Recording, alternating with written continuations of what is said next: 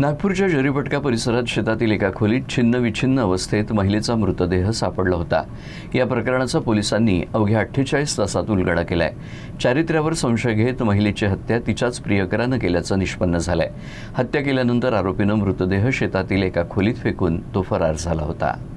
मिळालेल्या माहितीनुसार होळीच्या तिसऱ्या दिवशी नागपुरातल्या नारा परिसरातील साई लेआउट जवळील एका शेतात खोलीत एका महिलेचा कुजलेला मृतदेह आढळून आला होता। शेतमालकाला शेतातून तीव्र दुर्गंधी येत असल्याने संशय आला होता। त्यांनी पाहणी केली असता खोलीत महिलेचा कुजलेला मृतदेह दिसून आला।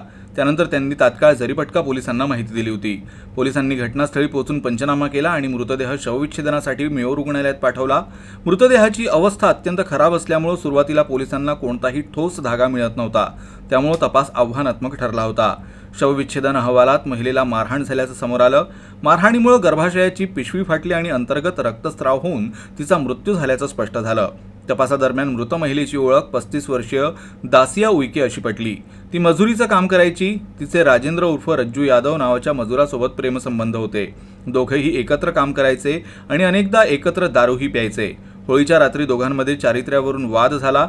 संतापाच्या भरात रज्जू यादवनं दासियाच्या पोटावर लाथाबुक्क्यांनी मारहाण केली आणि त्यातच तिचा मृत्यू झाला।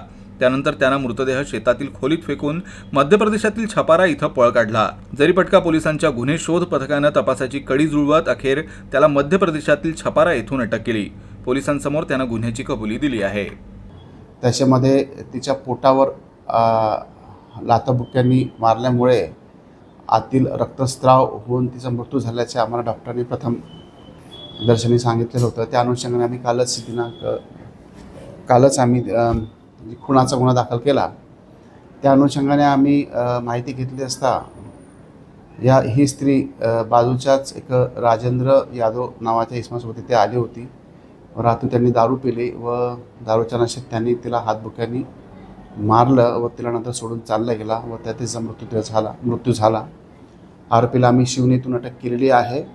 आरोपी अटक आहे। PCR घेत आहोत। पुढील तपास चालू आहे। बॉडी आहे ही रात्री दिनांक 4/3/2026 रात्रीची घटना आहे। काही गैरव्यवहारामध्ये सोबतच ते एकत्र आले होते। त्यांचं प्रेमसंबंध होते। गैरकारण दारूच्या नशेत त्यांनी झगडा केला व असं काही वेपन वगैरे नव्हते वापरलं। त्यांनी हातबुक्यांनी मारल्यामुळे इंटरनल इंजुरी झाली, त्याच्यामुळे तिचा मृत्यू झालेला आहे।